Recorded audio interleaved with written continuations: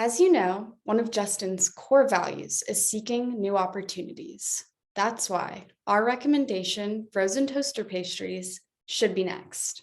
As Justin always says, because why not? This is group 5, composed of myself, Anna Burkett, I'm Catherine McCoy. I'm Gabe Steiner. My name is Nick Tishkowski. I'm Marissa Villaforte. And I'm Dion Van Tiggelen. As described in our report, the financial and market attractiveness indicate strong profits and market share. Furthermore, fits the brand image by offering a new frozen pastry to the market that appeals to the health-conscious consumer.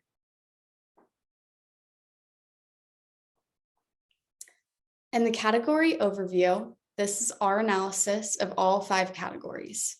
As shown, green is strong, yellow is moderate, and red is weak.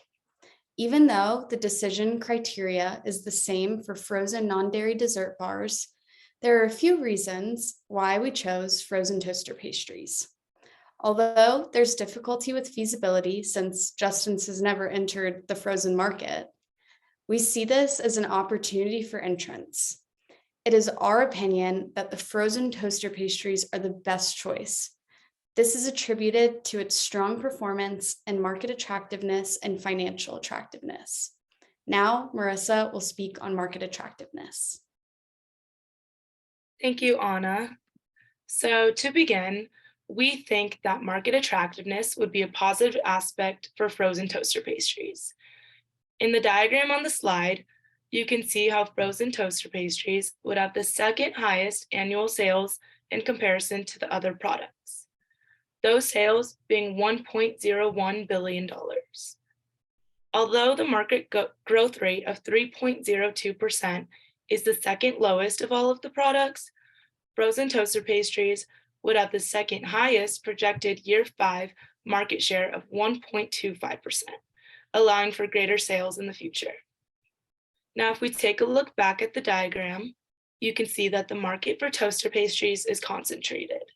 There's currently 2 products taking up about 70% of the market in total. Those being Kellogg's Pop-Tarts with about 50% of the market and Pillsbury Toaster Strudel with about 20% of the market. Despite the large majority, there's still plenty of room for Justin's to come into the market, not only as a new toaster pastry, but also as a healthier alternative. This healthy alternative would be a strong marketing tactic to draw in consumers who are looking to enjoy a sweet toaster pastry while maintaining their healthy lifestyles, which leads to Nick to elaborate on the brand image for Justin's. Thank you very much, Marissa. So frozen toaster pastries also make a lot of sense in terms of brand image. Justin's has already positioned itself as a producer of delicious, healthier alternatives to other packaged single-serve snacks with their nut butter cups and flavored nut butter squeeze packs. The flavors presented in Justin's existing products also translate well to the filling and topping of the pastry. Flavors such as honey, chocolate, hazelnut, cinnamon, and vanilla are flavors that Justin's is experienced in making that would be perfect in a warm, flaky toaster pastry. Additionally, frozen toaster pastries would complement Justin's other products. Justin's could encourage customers to spread jarred nut butter on the pastry itself, or perhaps create an almond butter and jelly sandwich with the pastry in between. Synergizing brand image, like in the graphic shown below, across Justin's product lineup will help customers distinguish it from competitors and reassure them that they are getting the expected quality that comes from other Justin's products they know and love. Showing the ingredients front and center with the Justin's logo creates a strong association with other Justin's products and further serves to solidify the brand identity.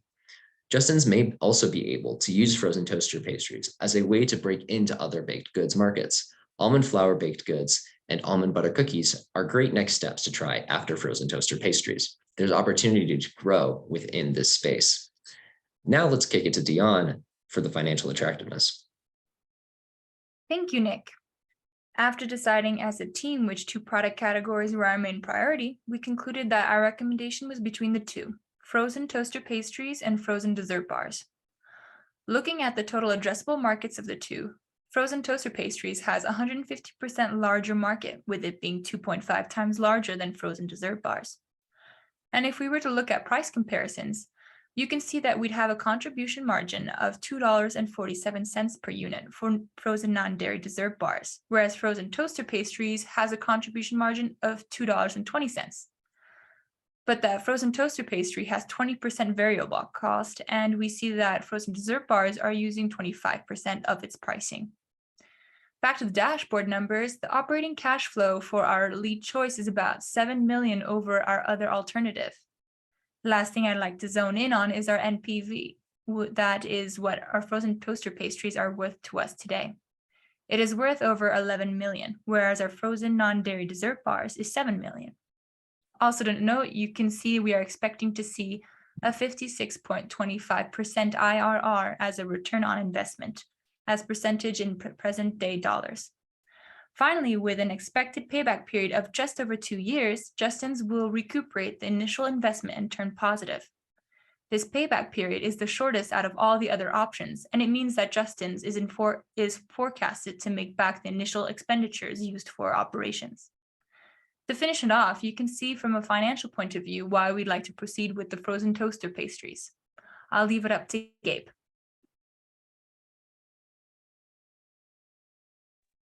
Thank you, Deanne. I'm going to be talking about the technical feasibility and the technical gap needed to produce the frozen toaster pastry. Looking at the graphic, you can tell that it's closer to the large technical gap side needed to produce. And like Anna mentioned, that's because Justin's has never done a frozen good before. If we were to break into the frozen industry, we would need investment in distribution as well as manufacturing. This would come in the form of flash freezing lines for manufacturing and temperature-controlled environments for shipping and storage. However, with the short payback period that Deanne mentioned of 2.2 years, this investment will quickly be recuperated. Overall, we think that the frozen toaster pastries will also allow Justin's to branch out into other frozen goods, such as the frozen dessert bars, or even something like a frozen peanut butter cup. Now, I will leave it with Catherine to finish the presentation. Thank you, Gabe. So based on the facts presented by my teammates before me, the frozen toaster pastry is the logical next brand extension for Justin's. The financial details for this product category transcend each of the others, as the frozen toaster pastry boasts the highest projected NPV at $11,878,328, a projected IRR of 56.25%, and the shortest projected payback period of 2.22 years. Not to mention the huge contribution margin of $2.20 per item, along with the lowest variable cost percentage of 20%, make this option enticing from a financial point of view. The toaster pastry market is also an alluring opportunity for Justin's. Out of the 5 categories, this market size sits at $1.01 billion, making this a lucrative industry. Though, as Marissa noted, that our market growth is slightly lower than our other options, Justin's frozen toaster pastry would have a forecasted market share of 1.25%, leaving a lot of room for sales. The brand image is another important factor in management's consideration. Like Nick mentioned, Justin's has a history of turning the unhealthy healthy.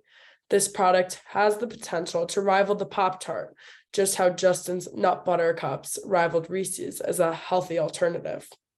Operational feasibility would be initially difficult and something to contemplate. With high initial expenditures and the need to rework a lot of the manufacturing and distribution aspects to accommodate this flash freezing, the frozen toaster pastry would require time, money, and effort. That said, having the ability to store and ship refrigerated and frozen items could mean expanding the Justin's brand into new territories for the future. Overall, the frozen toaster pastry, in our team's opinion, is the best option for the company. Though there will be an initial operational hump, the estimated profits coupled with the market size make this an attractive product. We went for the aggressive choice, and we will believe that this risk will prove worthwhile. Thank you.